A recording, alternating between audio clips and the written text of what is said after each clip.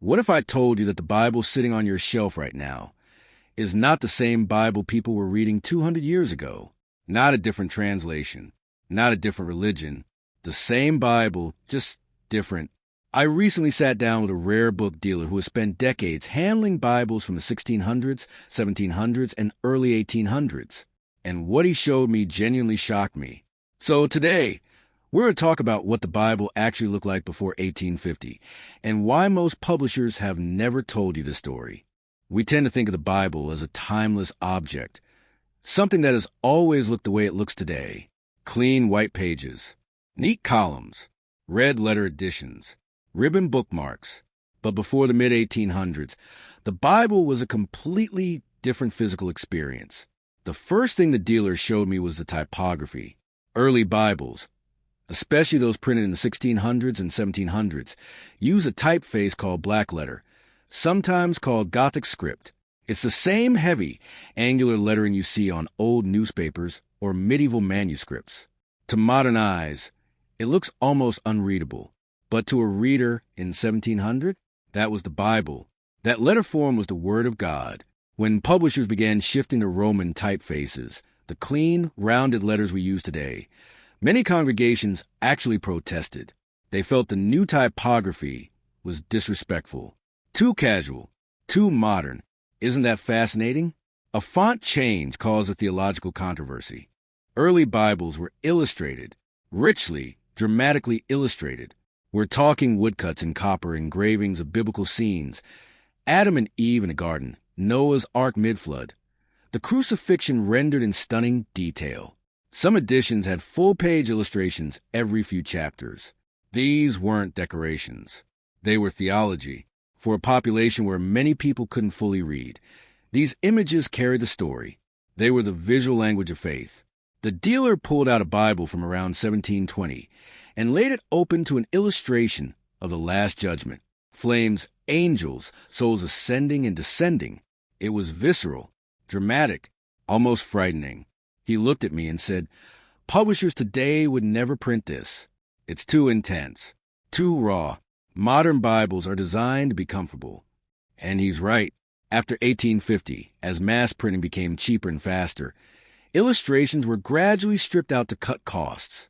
Then the stripped-down look became the standard, and eventually, the illustrated Bible came to seem unusual, even excessive. What began as an economic decision became a cultural one. The image-rich Bible of our ancestors quietly disappeared. Here's where things get really interesting.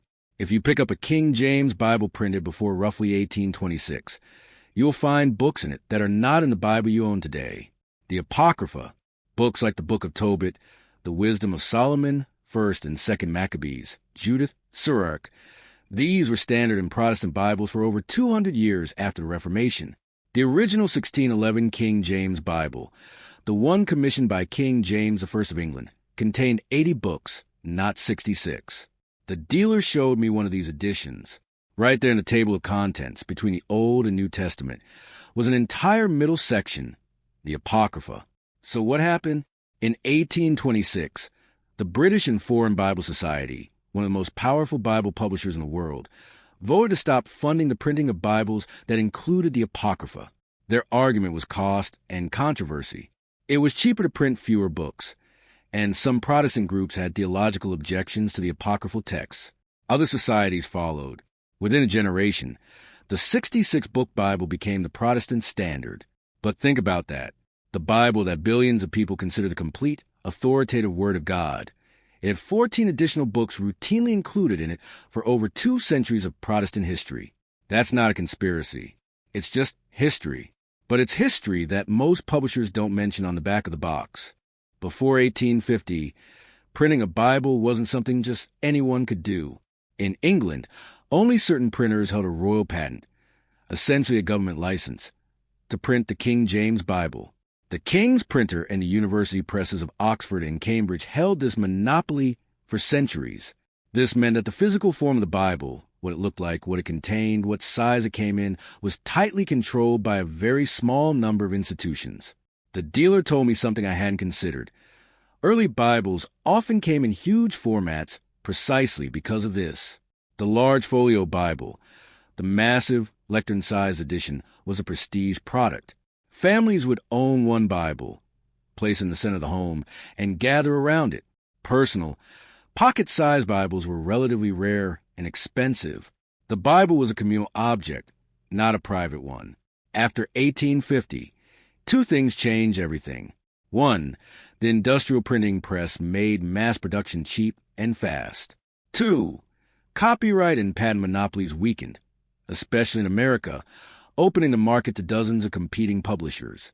Suddenly, Bibles were everywhere, affordable, pocket-size, personal, and in that shift from communal to personal, the Bible's physical culture, its illustrations, its apocrypha, its dramatic typography, got streamlined away in the race to make it cheap, portable, and universally palatable. Now, none of this is meant to shake your faith or suggest some grand cover-up. The dealer was very clear about that. He said, the text itself, the Gospels, the Psalms, the Epistles, that's remarkably stable across centuries. What changed was the packaging, the presentation, the business decisions around how it was sold. And I think that's actually a profound thing to sit with. The Bible you hold today is the product not just of ancient scribes and translators, but of 19th century publishing economics, of cost-cutting decisions made by committees, of aesthetic trends that came and went. That doesn't make it less sacred, but it makes it more human in a fascinating way. History isn't something that happened to the Bible before it became what it is. History is still happening. The Bible is still being shaped by publishers, by markets, by culture. The pre-1850 Bible reminds us of something important. The way we encounter a text changes how we receive it.